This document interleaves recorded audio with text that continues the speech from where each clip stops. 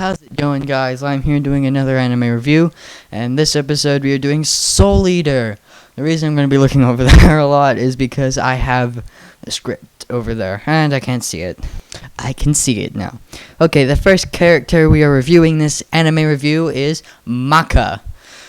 And Maka is a forward-thinking, strong-minded girl. She is a brilliant girl in the classroom, but she has quite a temper when it comes to her partner Soul. Which brings me to reviewing Soul, of course, who is a flashy, cool dude, and he does nothing but think about how he is cool. He is a scythe as a weapon, and if you are just watching this review to see if you like the anime, basically, there are two sets of people, Weapon and Meister, and I'm going Meister, Weapon, and, so on and so forth. So Soul is Maka's weapon, and they work together to get Kishin souls. Of course, they are pretty dysfunctional when you get down to it, but if you keep watching the anime, that fixes itself. And speaking of dysfunctional, let's move on to Black Star, who is... Black Star. Oh, no, wait, I need to get the picture in.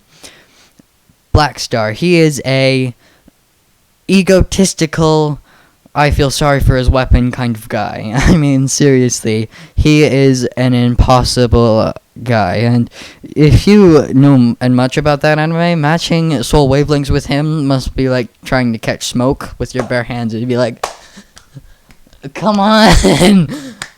And he's just, and the poor person who has to deal with that is Tsubaki.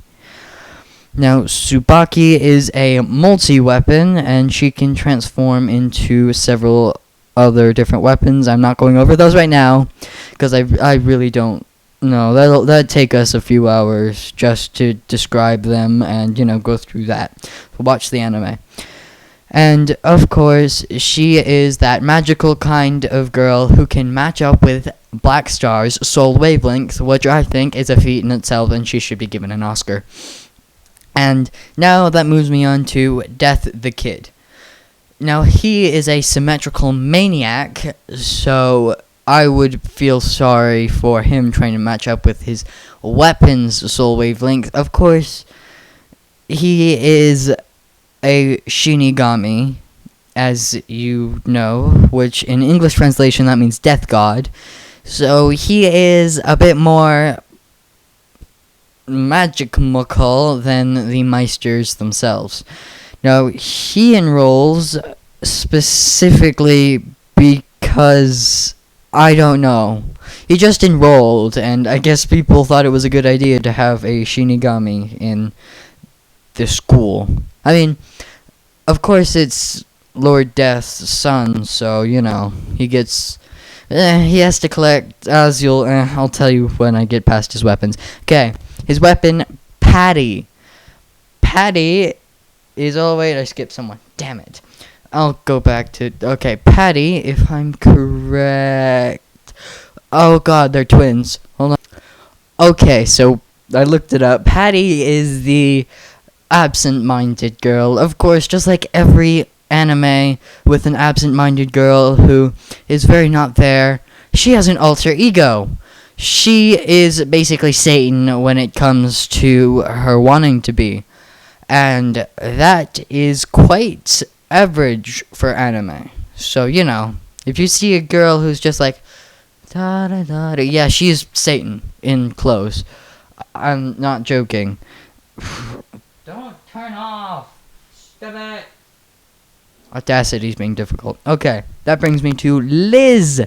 Liz is her sister who's obsessed with the way she looks. She does not stop just perfecting herself, and that's why I think the two sisters, they are somehow a functional team with Death the Kid, and that is ridiculous since Patty doesn't care at all. She just, I'm not symmetrical. And Liz is like, she plays along, but only when it's with her points and such. Okay, Now it's time to move on to the most beloved professor there, Stein. Now, of course, I'm pretty sure any heterosexual female who just saw Stein pictures like, I'm watching it. He's insane. He is literally insane. He has a screw through his head that he tightens. It does not help with the screw that's loose in his head, though. Like, he has a few screws loose. That one isn't gonna help much.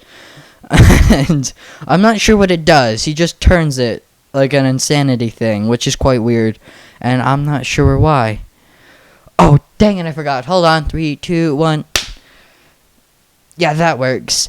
To help syncing up the audio. Okay. So next is the plot review. Basically, they go after some Kishin and so on and so forth. Stuff happens like that. I can't spoil the anime. Plot itself is awesome. I'd recommend if you are a stickler about plot. It gives nice backstory into the characters and etc, etc. And the art style is quite magnificent. It is your average anime. I say that for all average animes. It's magnificent. It's average. Like, you'll know when it's a good art style. Like, when it's just fabulous. And overall, I liked the anime. I'd recommend it as your first couple animes, or you're getting into the swing of things, or you're an anime veteran. Keep watching that kind of stuff. It is a all-through anime.